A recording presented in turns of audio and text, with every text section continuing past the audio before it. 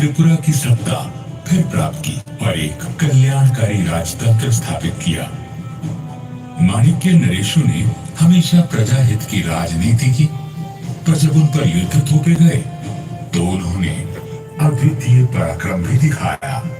महाराज देव माणिक्य, विजय माणिक्य, अमर माणिक्य, राजधर माणिक्य, यशोधर माणिक्य और कल्याण माणिक्य जैसे बलिदानपति राजाओं ने बड़ी से बड़ी विपत्ति में भी अपनी जनता को आश्रयहीन नहीं किया। महाराज कृष्ण माणिक्य का शमशेर गाजी से लंबा संघर्ष चला। अपनी प्रजा को शांति और समृद्धि प्रदान करने के लिए 1760 में महाराज ने उदयपुर की जगह पुराने अगरतला को अपनी राजधानी बनाया, परंतु शांति कुछ ही समय के लिए मिल पाई। अंग्रेजों के पांव भारत में पड़ चुके थे। 1761 से त्रिपुरा और ईस्ट इंडिया कंपनी में संघर्ष शुरू हुआ। युद्ध के मैदान में महाराज कृष्ण माणिक्य का पलड़ा हमेशा भारी रहा, परंतु अपनी कूटनीति से अंग्रेज अपनी पकड़ मजबूत करते गए। समय तेजी से बदला, मुगलों का पतन हुआ और अब सत्ता अंग्रेजों के हाथ में चली गई। इस परिवर्तन के बाद भी माणिक्य अपना कर्तव्य निभाते रहे। 1838 में महाराज कृष्ण किशोर माणिक्य ने वर्तमान अगरतला की नींव रखी। फिर आगमन हुआ उस राजपुरुष का जो त्रिपुरा में आधुनिकता की लहर लाने वाला भगीरथ बना। 1862 में महाराजा वीरचंद्र माणिक्य ने सत्ता संभाली। अब निरर्थक युद्ध बंद हो चुके थे और प्रगतिशील विचारों से त्रिपुरा की रूपरेखा बदलने लगी थी। अपने सतपथगामी पूर्वजों की तरह ही महाराजा वीरचंद्र माणिक्य ने सामाजिक कुरीतियों पर घात किया। सती प्रथा बंद हुई, दास प्रथा से त्रिपुरा को मुक्ति मिली। जहाँ एक ओर सामाजिक सुधार हो रहे थे, वहीं नई व्यवस्थाओं का गठन भी हो रहा था। महाराज का सबसे बड़ा योगदान कला के प्रोत्साहक के रूप में रहा। वे वास्तव में संगीत, साहित्य, लोक साहित्य और फोटोग्राफी के पारखी थे।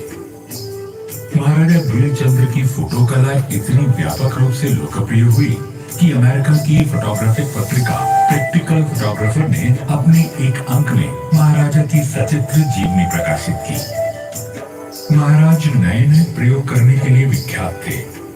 उन्होंने अपने ही कैमरे से खुद अपनी और महारानी की तस्वीरें ली। ये इतिहास की पहली सेल्फी थी। विविध कलाओं को संरक्षण देने के साथ साथ वे स्वयं एक प्रवीण संगीतज्ञ और कवि थे। महाराजा पेंटिंग में भी माहिर थे। उन्होंने अपने पूर्वज राजाओं के चित्र बनाने के लिए एक फ्रांसीसी कलाकार को नियुक्त किया। उनकी कल्पना और प्रतिभा की कोई सीमा नहीं थी।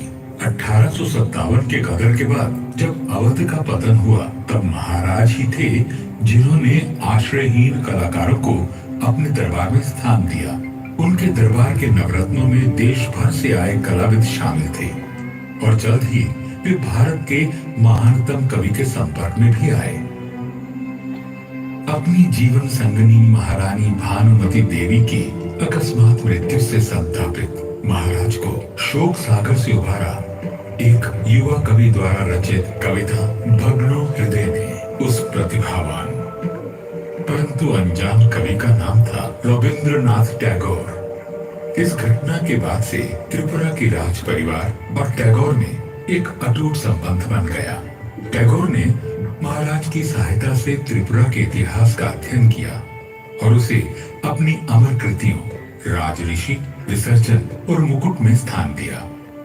महाराजा वीरचंद्र माणिक्य के बाद महाराजा राधा किशोर माणिक्य से भी टैगोर के घनिष्ठ संबंध रहे। त्रिपुरा की राज परिवार ने भी शांति निकेतन और अन्य सुधार कार्यों में टैगोर को आर्थिक और नैतिक समर्थन